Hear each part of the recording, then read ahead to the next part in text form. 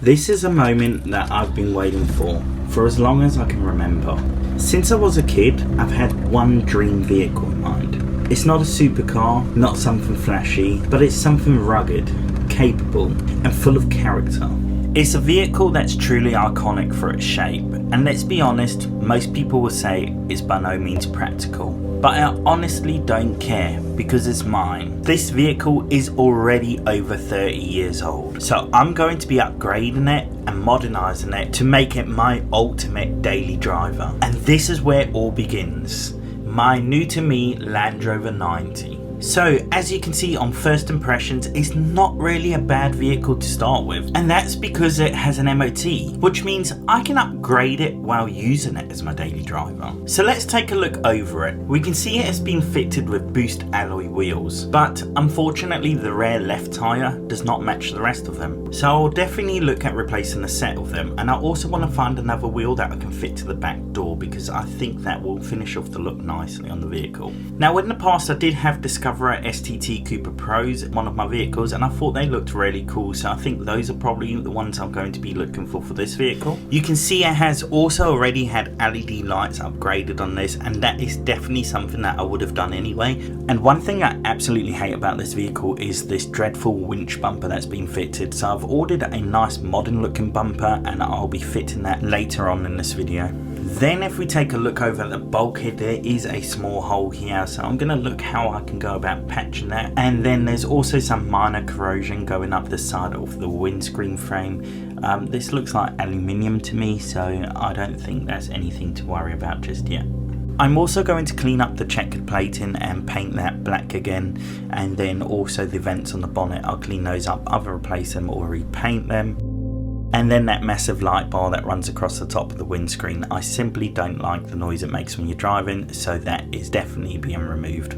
Now I'm sure you probably noticed this earlier, there's a bit of damage to the left hand rear side of the vehicle. This is where the previous owner apparently hit a fence post. Now you can see there's a fair bit of filler in here, so I don't know how I'm going to approach this.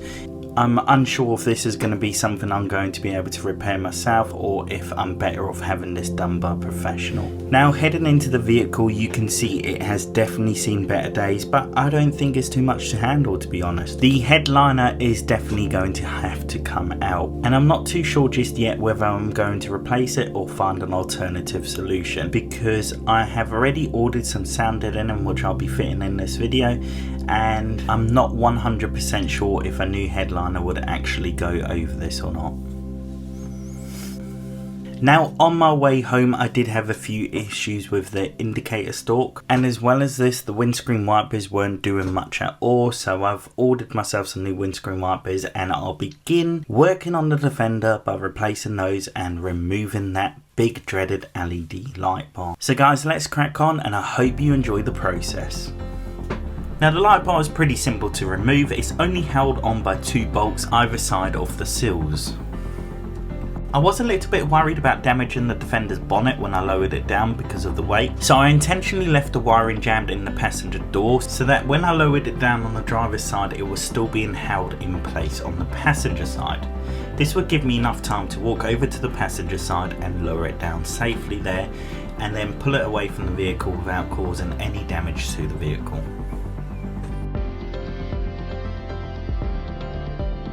Now that the light bar is removed, I do definitely think I made the right decision with this, but let me know what you guys think.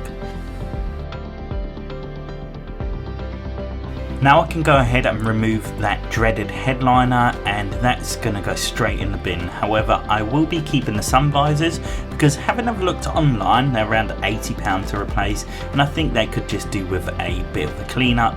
I will probably look into seeing if there's a way of recovering them. I kind of like the idea of an Alcantara look, and I would also ideally like to somehow do a roof liner in Alcantara so that it matches nicely. But that is a long-term plan, and for now we just want to get this at a reasonable standard to be able to enjoy the vehicle. Now with the headliner removed, I'm now using a smoke machine just to see where the air is blowing through on the roof. I'm just using a party smoke machine that I borrowed off someone, and I'm hoping this is going to do the job. Any gaps that I do find where the smoke is blowing through, I'm just going to use some windscreen sealant to seal it up nicely. This actually turned out to work really well, and I actually found quite a few gaps throughout the whole vehicle. I went around the inside with the windscreen sealing and I managed to patch all these gaps. I'm now just stripping down the interior of the vehicle so that I can get it all prepped ready for the sound deadening.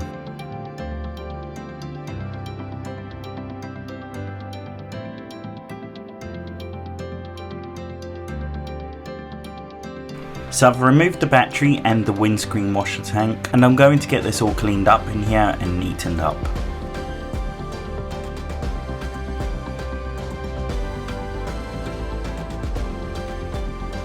Now there's actually a fair bit of mud in here, which I'm going to assume may have come in from those holes at the bottom that I'm guessing are there to stop any water sitting in here. So after getting this all cleaned up, I'm just going to spray it with some rust oxide primer, and then I'm going to coat it in some spray on bed liner. This should hopefully prevent any further damage or corrosion.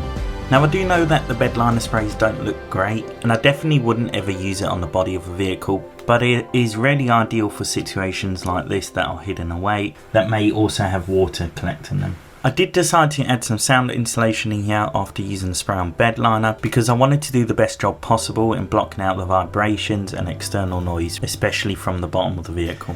I'm now going to strip out the rest of the interior in the vehicle before moving on to the rear, where I can strip out the carpets, seats and stuff like that and get it all prepped so that I can start adding the sound deadening throughout the rest of the vehicle and also getting it all ready to add the interior to it. Now I'm just coating any rust I come across with oxide primer because I want to avoid it getting any worse. The carpet in the rear is held down by the strip that goes across the back of the door.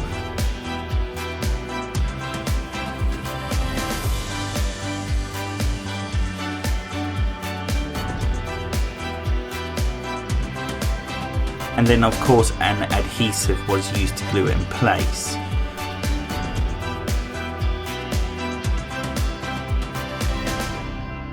I'm just going to cut the bolt straight off for the bench seat because I need a hand being able to access the bolt and nut at the same time to be able to undo it. So because of that, I'm just going to have to cut them off. I'll be getting rid of the bench seats and replacing them with some forward facing seats in the long run. That is just because they are a lot safer to have a forward facing ones and they are more practical. Now I've used a wire brush to get all the adhesive off because obviously I want to be putting the sound deadening down on this, so we need the surface to be as clean as possible so that it's ready for it to go on.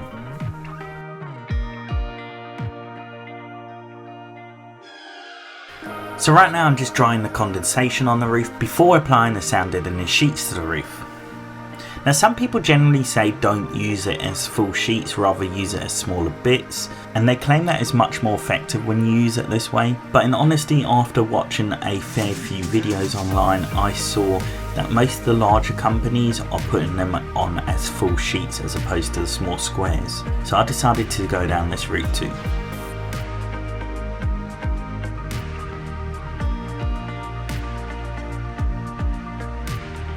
Now I trimmed them down to size and they went on really easily. I was surprised at how easy it was to work with this material, but I would recommend using a little roller or some sort of tool like that to tuck it in nicely in the edges.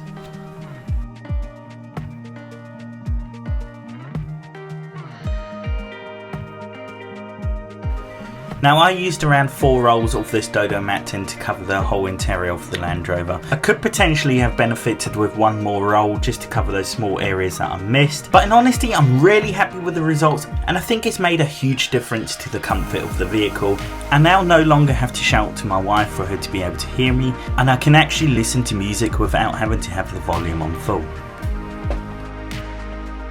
When I used my phone as a decibel reader, the improvement was roughly 12 decibels. I did only test the final results after fitting the new tyres, which would actually be more noisy because they are all-terrain tyres and the others were specifically designed for the road.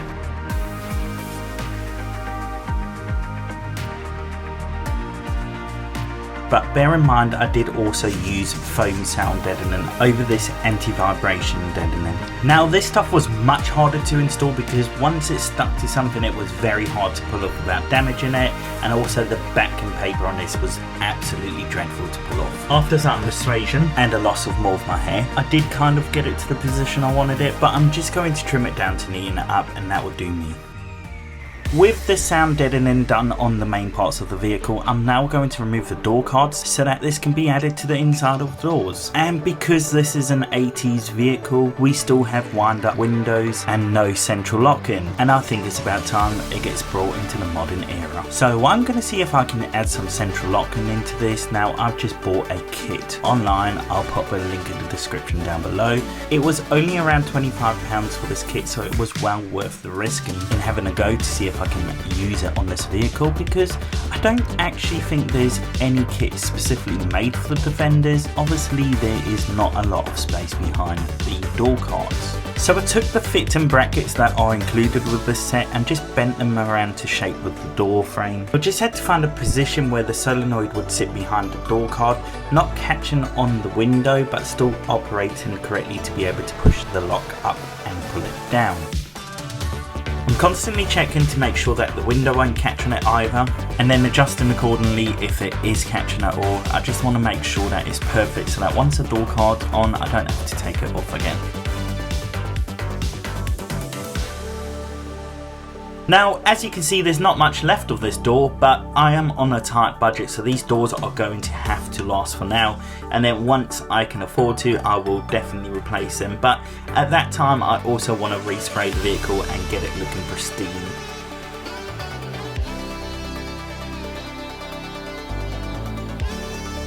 I've done all my fabricating, so now I'm just going to use some self-tappers to attach the brackets that are shaped to where it's going to be positioned. Now you can see the original lock at the top of the door also needs replacing. I have ordered a new one, and there's a bit of a bracket that someone's put on there to hold the door together. But you know, it is what it is, and I just got to make do with what I've got. Now the solenoid actuators push this rod, which is attached to the original door lock, and then basically by pulling the door lock down or pushing it up, it unlocks and locks the vehicle. Now this is a central locking module. On there you've got the indicators connected so that they flash when you lock or unlock the vehicle.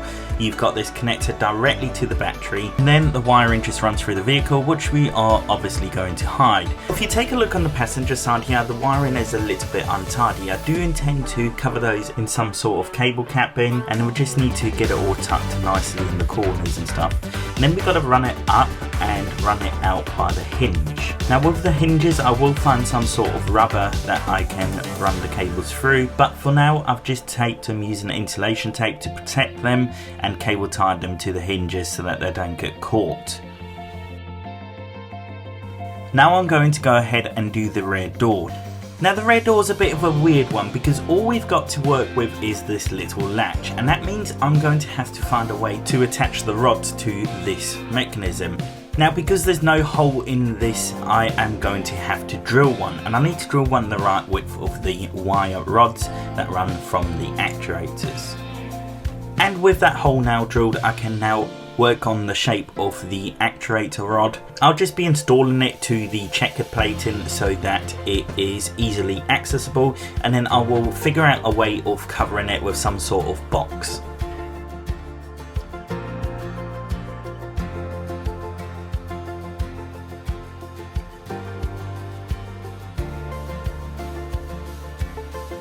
Now to fix it to the checker plating, I just found a metal plate and managed to get the screws through that metal plate into the actuator, and then use that metal plate to fix it to the checkered plating. Now the rod runs up to the latch and then perfectly bends around it and goes straight through that hole, and then I've just used this little bracket that comes with them to fix it in place.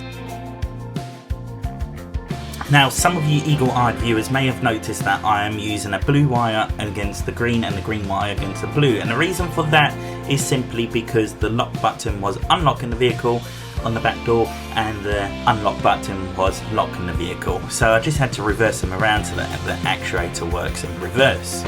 And that was all a pretty straightforward process. Now I will find a way to cover the actuator and wiring with some sort of fabricated box. I am also going to be fitting a wheel to the back of the vehicle at some point, so I'm going to have to take this checker plating off, and when that comes off it will give me a chance to hide the wires really nicely and get everything neatened up. And it is all working really well now. With the driver's side, if you lock the driver's door from the outside or inside, it will lock all three doors. However, it will not do the same if you lock the back door or the passenger door.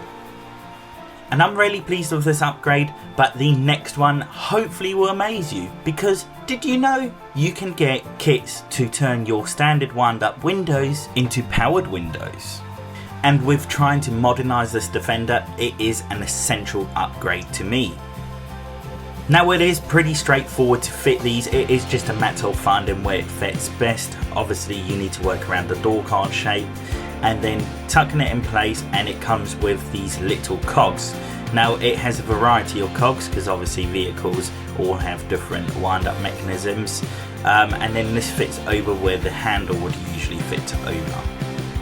Again, I'm just using self-tapping screws to fix it all in place. I have tried with the door card just to make sure that it doesn't catch on the door card, and then I'm just going to push it back a little bit on the bottom, obviously making sure it's not going to catch on the glass. Now, I did also just need to make sure that I had the window fully open when I first installed the kit, because it's programmed to start from the window being opened. And I'm just testing it out now, and you can see it's working pretty well.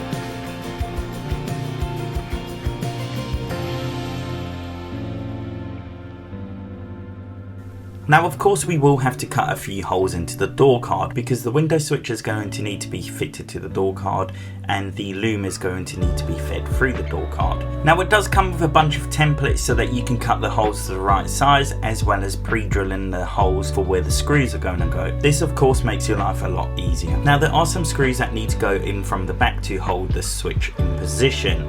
Now, because of the templates, I can actually do this quite quickly and easily. Fortunately, the switches for this kit are quite thin, so they don't catch on your knees or anything when they are fitted. I didn't actually think about this when I bought the kit, and I was very thankful for the fact that they were thin. Now, these aren't obviously designed for Defenders, they are generic kits, but they actually work perfectly on the Defenders. Now, I'm just going to do the driver's side the same again, but the driver's side does have two buttons, one for the passenger side and one for the driver's side as well. This, of course, means that the switch panel is a bit longer on the driver's side, but luckily it doesn't catch on your knees at all. Now, this kit is working perfectly, and it is exactly what I was after, so I'm really pleased with the results on this, but I would not want to try shutting my fingers in here because it seems like it has an awful lot of strength, and I'm not sure if it has any safety cut-offs. Now, I did originally wire them directly to the battery, but I decided to change the wiring to run off the cigarette lighter. This meant that it would only run when the vehicle is on. Now, with the powered windows installed and the central lock-in all fitted, I can continue with the inside of the vehicle, because this gives me the opportunity to now hide the cables under the sound deadening so that they don't cause any creases in the carpets, because the carpets that I'm fitting are quite thin.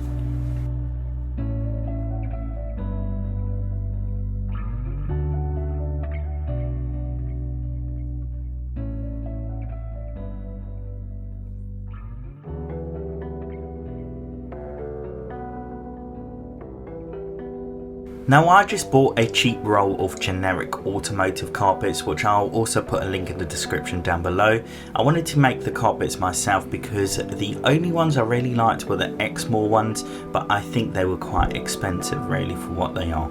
Now, we'll also be fitting some little edging brackets on the corners of the seat boxes, and that will hide the carpet joints really nicely. But yeah, I'm really pleased with how it came out, and I think it makes the vehicle look a lot better on the inside. Now, all I really need to do is look for some really nice seats for the interior, and that's something that I will definitely want to change. So please let me know if you have any suggestions, because I am looking for something that's going to be smart. Maybe heated seats. They need to be something that really finishes it off perfectly. So with these windscreen wipers, for some reason when you turn them off, they just stop in the position where they are when you turn them off. And I found out that there's a relay on the motor that needs replacing, so I went ahead and ordered one of these.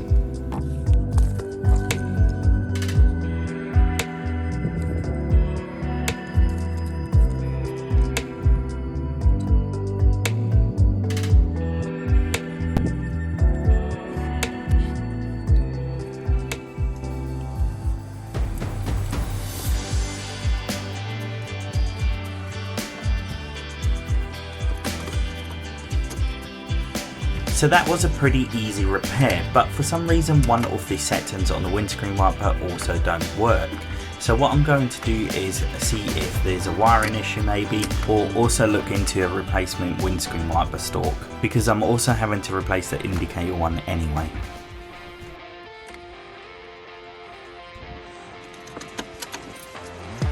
This bumper is something I've really wanted to change from the moment I first saw this vehicle. I did originally consider sanding it back and cleaning it up and having it painted, but for the look I'm going for on this vehicle, I wanted to get something a bit different. Now, it was actually easy enough to get the original bumper off. I thought I was going to struggle a bit, but it seems as if this was actually just sanded back and not painted, which is why it looks so rusty.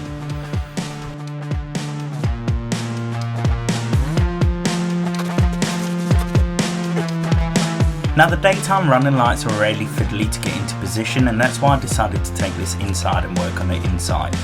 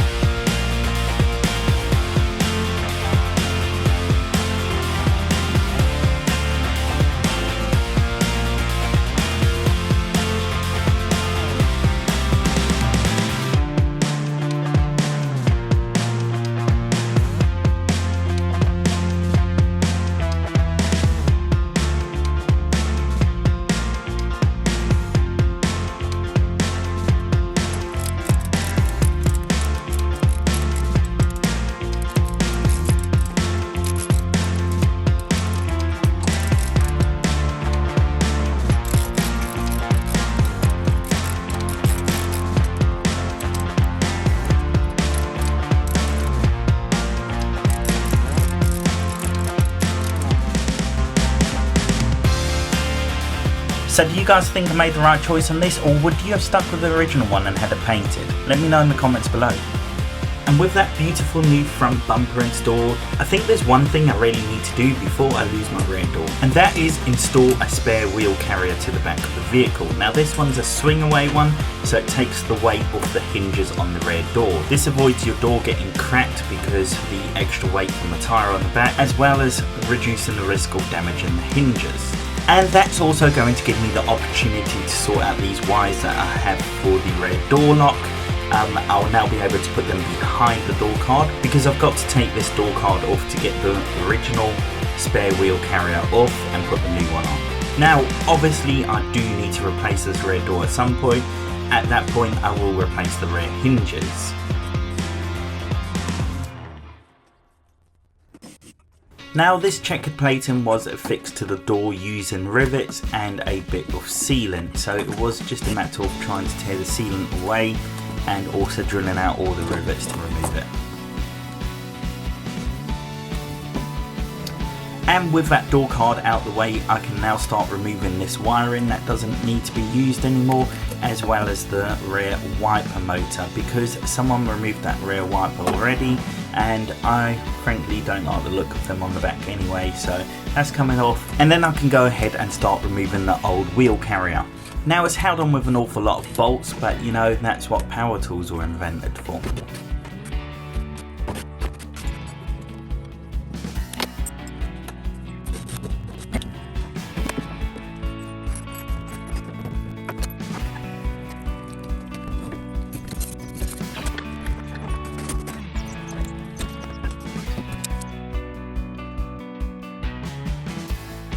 And now we can start the process of putting the swing away wheel carrier on. Now if you do want to buy one of these, I will put a link in the description down below of where I got my one from.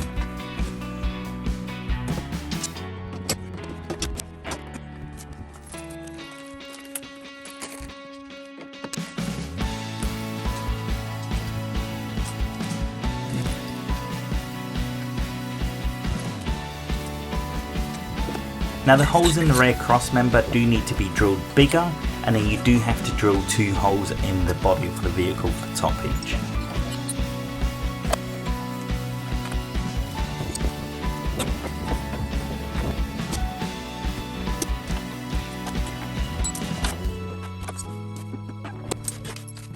To make the fitting easier, the first hole at the top goes in where the first rivet is, starting from the door, and then the second one just needs to be marked up based on it being in that position.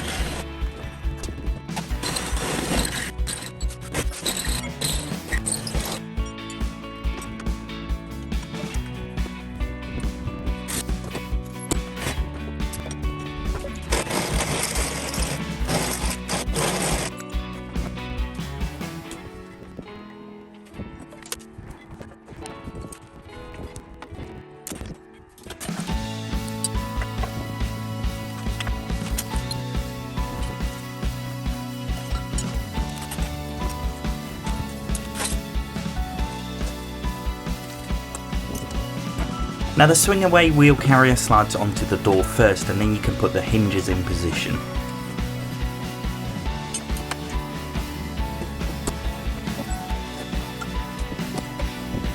So this board you see me putting back on here was the board that was on the original wheel carrier. Now for some reason these boost alloys don't fit very well on the wheel carrier unless they are spaced a bit further away. So do bear that in mind if you are buying a wheel carrier, that you will need to get some sort of spacers to tighten it on in place.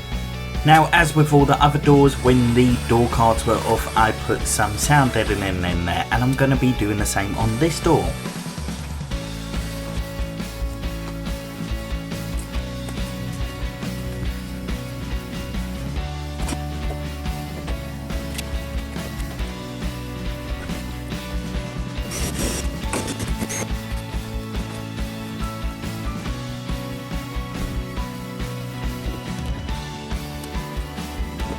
I absolutely love the look of the wheel on the back, and I think the swing away carrier is the ultimate upgrade to save your door and hinges from getting damaged, and I think it just finishes it off nicely. Now the only issue I did have was that my drill bit wasn't big enough for this final bolt, so I'm just going to have to do that at a later date. I'm now replacing the wiper blades, and hopefully these ones will make better contact with the windscreen to allow me to see clearly in the rain. And with the wiper blades replaced, I'm just going to quickly replace the fuel filler cap because the other one didn't have a key for it and it was left unlocked. And you know, with the prices of fuel these days, it is better to be safe than sorry.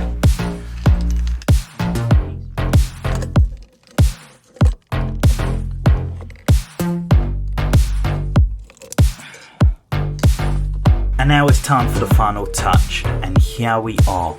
And with these upgrades, I think it is now the perfect daily driver. Yeah, there's a bit more work to do on it, and I'll do that in later videos.